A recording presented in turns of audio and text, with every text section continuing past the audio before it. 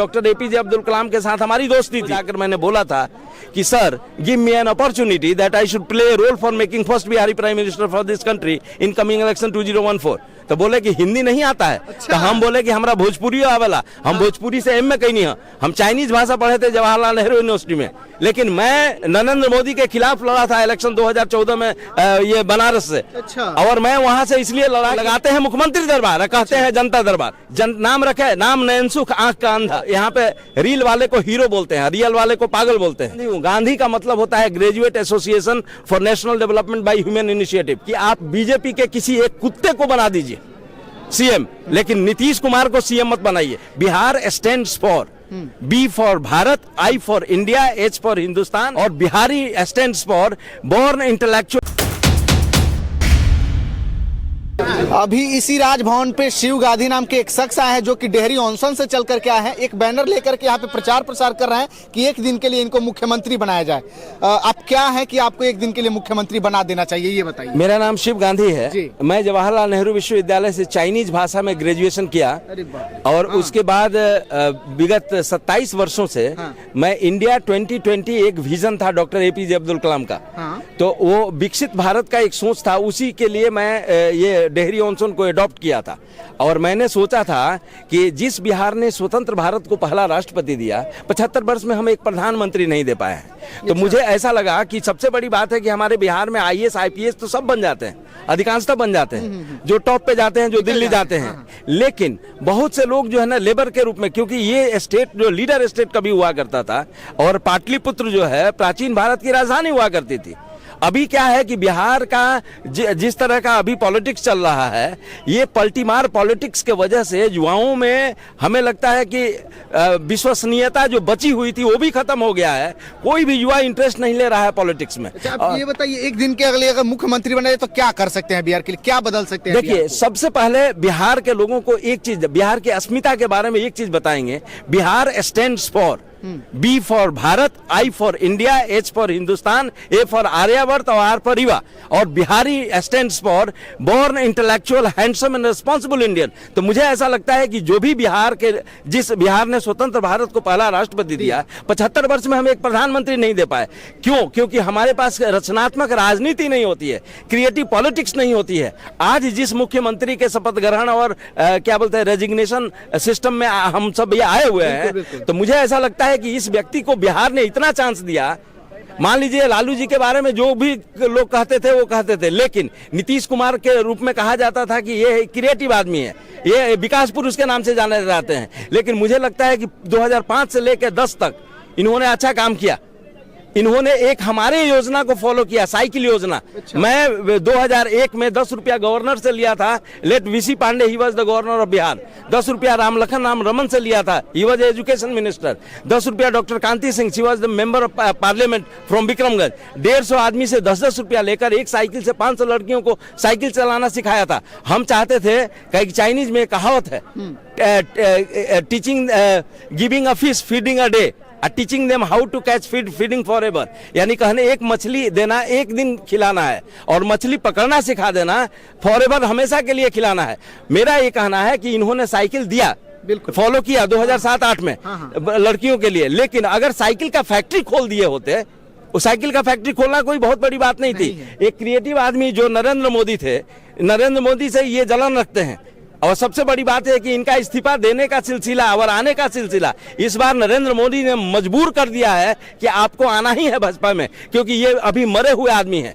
इन्होंने खुद ही कहा कि मरना पसंद करेंगे, लेकिन बीजेपी में हम शामिल नहीं होंगे। तो मेरा अब वही बात है कि ये आदमी सही में पॉलिटिकली मर गया है। पॉलिटिकली इसलिए मर गया है क्योंकि राम मंदिर बनाने के बाद सारा वोट बैंक नरेंद्र मोदी के पास चला गया, बीजेपी के खाते में चला गया।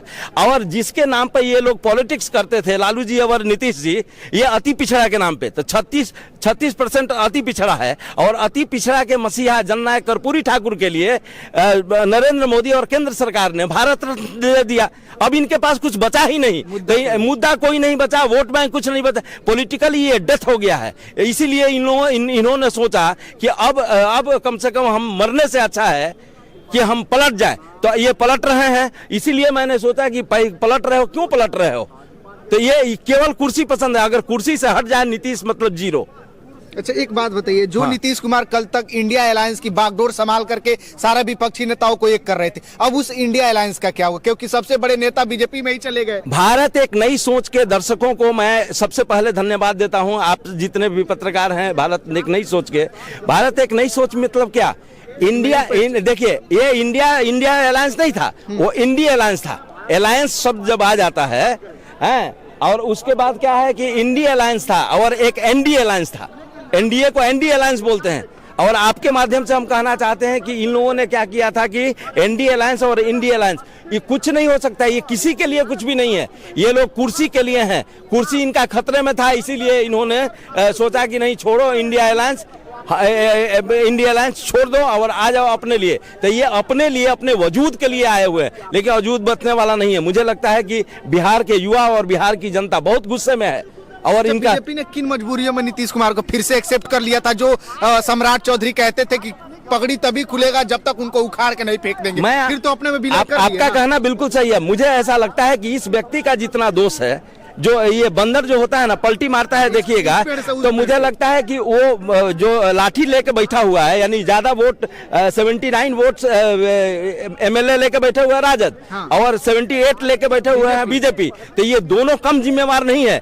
बिहार के राजनीति को गर्त में लाने के लिए कम से कम ये क्या बोलते हैं, नरेंद्र मोदी को समझना चाहिए था कि इनके आने से नरेंद्र मोदी का भी घाटा होने वाला है। मैं डंके के चोट पे कहना चाहता हूँ, उनके पार्टी के लोग नहीं बोलेंगे, लेकिन मैं नरेंद्र मोदी के खिलाफ लड़ा था इलेक्शन 2014 में ये बनारस से। अच्छा। और मैं वहां से इसलिए लड़ा कि मैं 17/12/2012 को नीतीश कुमार को बोला था ये जनता दरबार लगाते हैं, लेकिन मैं आपको बताता हूं, लगाते हैं मुख्यमंत्री दरबार, कहते हैं जनता दरबार।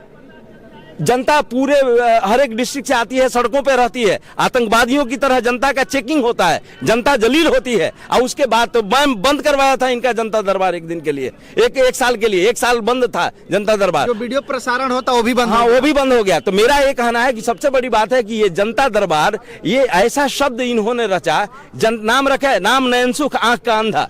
ये जनता दरबार नहीं था, ये मुख्यमंत्री दरबार था, लेकिन पॉपुलिस्ट वोट लेने के लिए, जनता का हमदर्द बनने के लिए इन्होंने नाम दे दिया था जनता दरबार।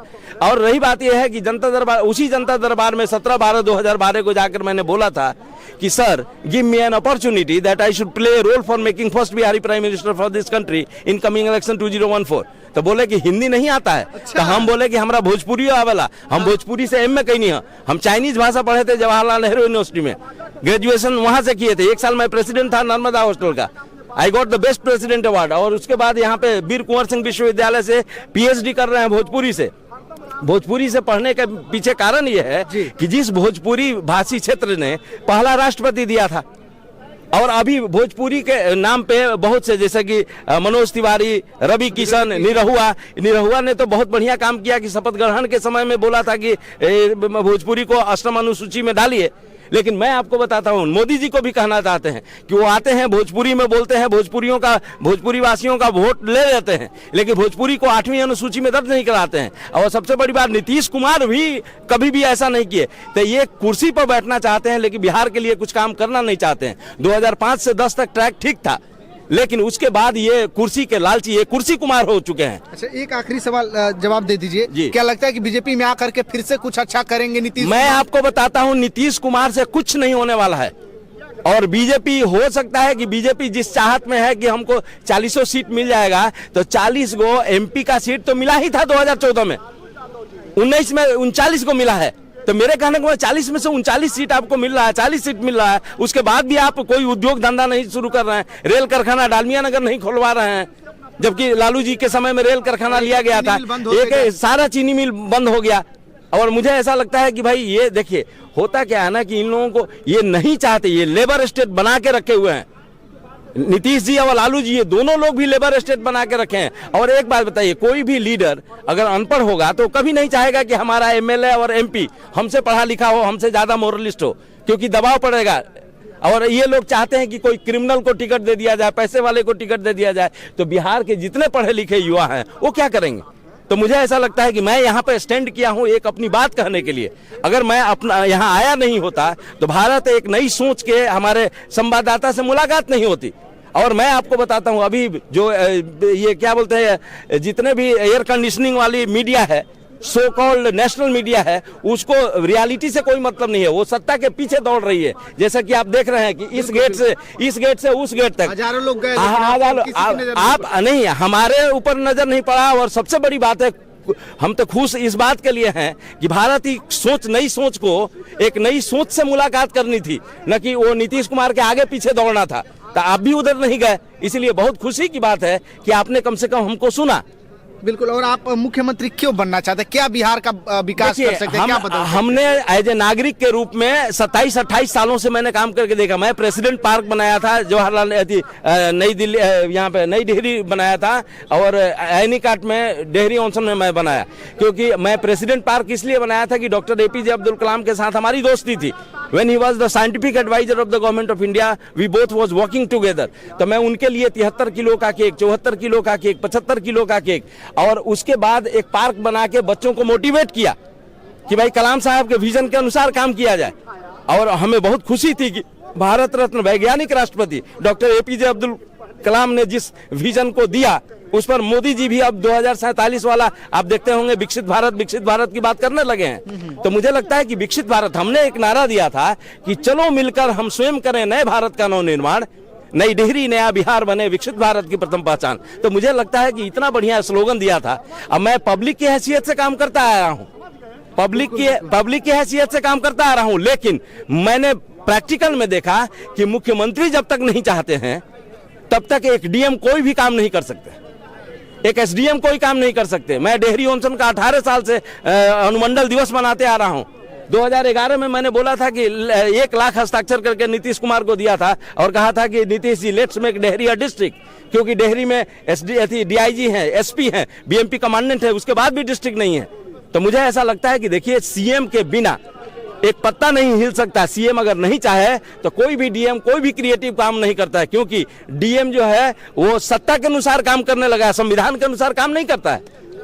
चलिए, बातें तो बहुत हुई, इनकी बातों में कुछ तो सच्चाई है कि अगर बिहार को बदलना है तो इस प्रकार से बिहार को नहीं बदला जा सकता है। बिहार को बदलने के लिए सेंस ऑफ सिटीजनशिप डेवलप करना पड़ेगा, बिहारीपन को जगाना पड़ेगा। बिहारी का मतलब होता है born intellectual handsome and responsible Indian. Responsible Indian का मतलब होता है कि हम रिस्पॉन्सिबल होके कोई बात करेंगे, कोई काम करेंगे। और मुझे ऐसा लगता है ये रिस्पॉन्सिबिलिटी है। आप चुनाव लड़ते नहीं हैं, विधान परिषद से आते हैं। 2000 में 3 मार्च 2000 को पहली बार आप मुख्यमंत्री का स्वाद चखे थे, उसके बाद 9वीं बार शपथ ग्रहण करने जा रहे हैं। मेरा एक सिंबॉलिक था कि भाई हमें एक दिन का मुख्यमंत्री, देखिए वो यहाँ पे रील वाले को हीरो बोलते हैं, रियल वाले को पागल बोलते हैं। रील में एक नायक पिक्चर था जिसमें क्या बोलते हैं कि अनिल कपूर को शिवाजी राव की जरूरत थी, हमारे नाम की जरूरत थी। मैं शिव गांधी हूँ। गांधी का मतलब होता है graduate association for national development by human initiative. हम सारे ग्रेजुएटों को जोड़ेंगे और उसके बाद हम कोशिश करेंगे कि कोई भी युवा किसी पार्टी में न जाकर अपने क्षेत्र में जाए, क्षेत्र की जनता से जुड़े। आज नहीं तो कल, कभी न कभी तो ये दिन आएगा जिस समय युवाओं के नेतृत्व में, मैं यूथ इंडिया का प्रेसिडेंट हूँ, इंडिया के प्रेसिडेंट दिल्ली में, यूथ इंडिया के प्रेसिडेंट डेहरी में, तो कभी ना कभी वो समय आएगा जो हमें लगता है कि कहीं ना कहीं क्षेत्रीय नेतृत्व ही पूरे देश का नेतृत्व करेगा। तो मुझे लगता है नमो के बाद शिव की बारी, घर घर में बनेगी सरकार हमारी। तो हम नरेंद्र मोदी जी को यही कहना चाहते हैं कि आप बीजेपी के किसी एक कुत्ते को बना दीजिए CM, लेकिन नीतीश कुमार को CM मत बनाइए, क्योंकि अगर नीतीश कुमार CM बन गए तो हमें लगता है कि बिहार का कुछ भला नहीं होने वाला है, लेकिन आपका घाटा होगा, आपका घाटा। आप जिस फायदे में है, आप सोच रहे हैं कि 40 सीट मिल जाएगा, अगर युवाओं ने अपना मन अगर मोड़ लिया तो हमें लगता है कि आपको बहुत भारी पड़ जाएगा, क्योंकि बिहार में कोई डेवलपमेंट आपके नेतृत्व में नहीं हो पाया है। हम नरेंद्र मोदी के जन्मदिन पर 68 किलो का लड्डू बनाए थे। हम कहे थे मोदी जी बोलिए नहीं खोलिए रेल कारखाना डालमिया नगर। मैंने क्या नहीं किया है। आप अगर मान लीजिए कि एक डॉक्यूमेंट्री फिल्म बनाएंगे तो हमारे ऊपर बन जाएगी, क्योंकि JNU में से पढ़ने के बाद मैंने कोई आराम नहीं किया, एक शहर को गोद लेके बहुत काम किया। ये ऐसे ही नहीं है, केवल एक बैनर नहीं है, ये तो केवल टेलर है। बिल्कुल, इनकी बातों में बहुत दम है। शिव गांधी जी जो है कि डेहरी ऑनसन से चल करके पटना है और पटना की सड़कों पर राजभवन के सामने नीतीश कुमार को खुली चुनौती दे रहा है कि नीतीश कुमार जी जो है कि बिहार के लिए सही नहीं है, कोई और नेता बिहार के लिए या फिर इनको जो है कि मुख्यमंत्री बनाया जाए। ये अपनी बातों को मीडिया के माध्यम से आप लोगों के पास तक पहुंचाने का प्रयास करे। तो बाकी आप लोग इनकी बातों से कितना समय तक क्या सोचते हैं, अपनी प्रतिक्रिया कमेंट में बताइएगा, बाकी शेयर कीजिएगा। बहुत धन्यवाद।